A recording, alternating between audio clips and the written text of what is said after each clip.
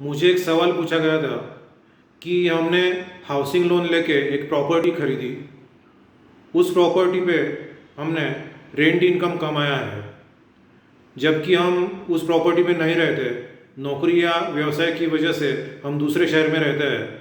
तो अब ये जो हमको रेंट इनकम हो रहा है उस प्रॉपर्टी पे, तो उसमें से हम हाउसिंग लोन का जो भी इंटरेस्ट भर रहे हैं वो क्लेम कर सकते हैं क्या एज ए डिडक्शन? तो उसका आंसर है हाँ।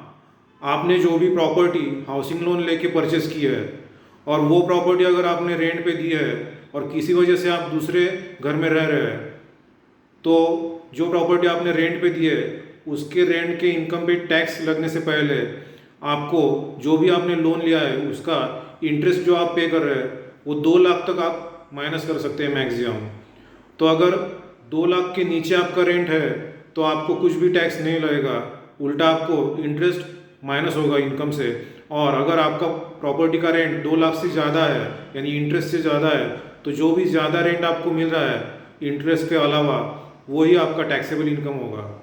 तो ऐसे ही इन्फॉर्मेशन के लिए सब्सक्राइब कीजिए और शेयर कीजिए। Thanks for watching.